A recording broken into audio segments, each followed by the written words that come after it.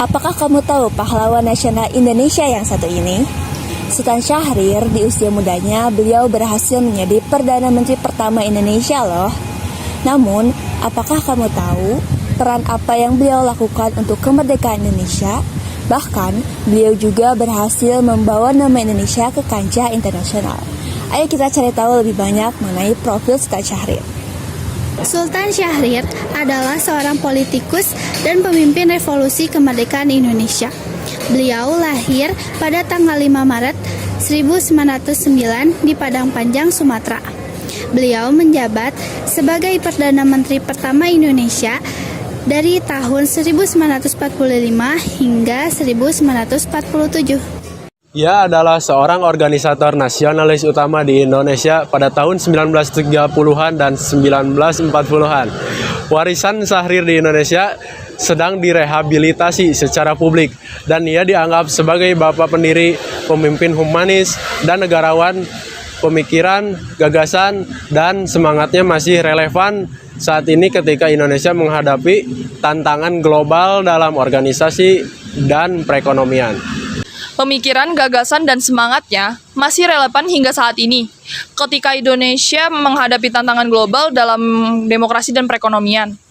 Kontribusi Sultan Syahrir terhadap sejarah Indonesia dan perannya sebagai diplomat dan pemimpin membuatnya mendapatkan gelar pahlawan nasional di Indonesia.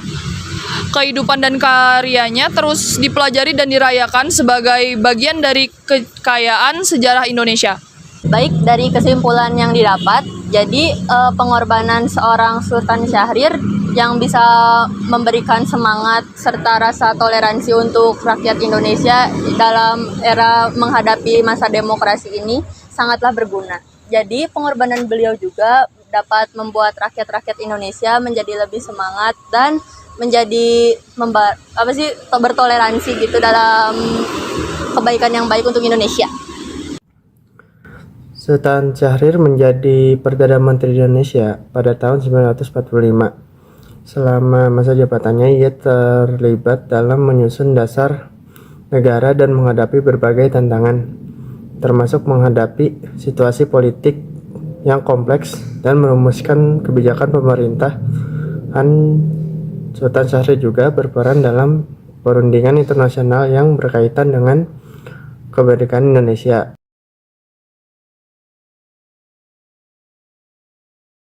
Which is circulated under the but they also led to the fall of my country from its ancient proud place to that of a weak, dejected colony.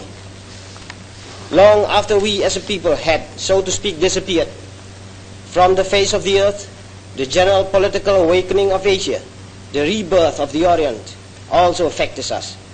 At the end of the 19th century, we began to regain our soul and gave birth to a national movement which aimed at freedom from Dutch colonial rule. From that time on, it has been our constant desire, our one ideal, our strive and struggle to become a nation again.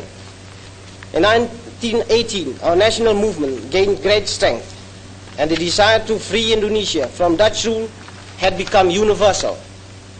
In common with similar movements in other countries, my people too bent all their energies to achieve the status of an independent nation.